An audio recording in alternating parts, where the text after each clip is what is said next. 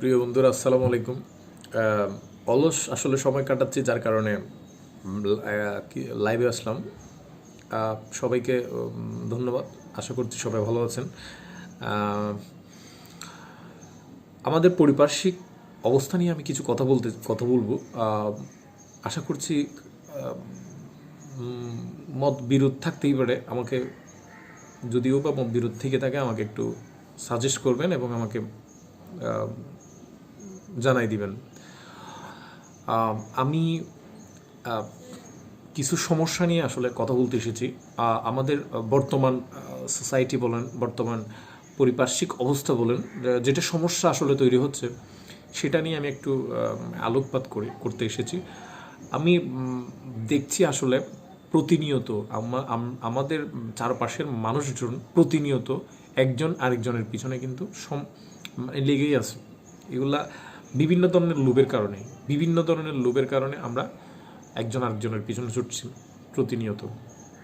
অথচ দেখেন, আপনি যে সময়টা আরেকজনের পিছনে ব্যয় করতেছেন, এই সময়টা যদি আপনি আপনার কাজে লাগান, নিজের জন্য লাগান, তাহলে কিন্তু এর চেয়ে বড় লাভবান আপনি হবেন। আপনি যতক্ষণ ওই আরেকজনের পিছিয়ে থাকবেন, এতে আপনার নিজেরও ক্ষতি হচ্ছে, সময়ও নষ্ট হয় এবং আপনি কখনো উন্নতি করতে পারবেন না। কিন্তু আপনি দেখেন, ওই সময়টা এবং ওই শ্রমটা যদি আপনি নিজের জন্য করেন, নিজের জন্য দেন, তাইলে আপনি কিন্তু লাইফে অনেক কিছু করতে পারবেন এবং আপনি নিজে একটা সফল মানুষ হতে পারবেন। দেখেন, প্রতিটা মানুষেরই কিন্তু লাইফস্টাইল ভিন্ন, এটা গড গিফটেড।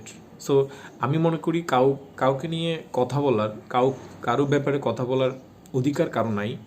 যদি বলা যায় কোনো একটা বিষয় নিয়ে পজিটিভ সাইড আমরা কথা বলবো, নেগেটিভ কোনো সাইড নিয়ে না। অনেক ধরনের সমস্যা আছে, অনেক ধরনের খারাপ কাজ আছে। খারাপ কাজ নিয়ে আমি বলতেছি না, যেগুলো ভালো কাজ, আমরা ভালো সাইডগুলো বের করে ভালো সাইডগুলো নিয়ে কথা বলবো, মানুষকে ওই উৎসাহটা দিব। তাইলে আমাদের আমাদের সোসাইটি কিন্তু দিন দিন এগিয়ে যাবে। সো আমরা একে অপরের প্রতি সদয় হব, মানবিক হব সবসময়। তাইলে আমরা আমাদের দ্বারা সবাই উপকৃত হবে, ভালো থাকবে সবাই। সো দেখেন, আজকের মানুষের সমস্যার মেইন কারণ হচ্ছে আসলে লোভ। আমরা লোভে পড়ে বিভিন্ন কারণে, ধরেন আমরা আরেকজনের পিছনে ছুটি মানুষ, যার কারণে মানুষের সমস্যা সৃষ্টি হচ্ছে। সো এর আরেকটা কারণ হচ্ছে আমরা আসলে অলস বসে না থেকে কিছু একটা করার চেষ্টা করি। তাইলে আমরা ওই জিনিসটা আর হবে না। সমাজ থেকে অনেক কিছুই দূরে সরে যাবে তখন, যদি আপনি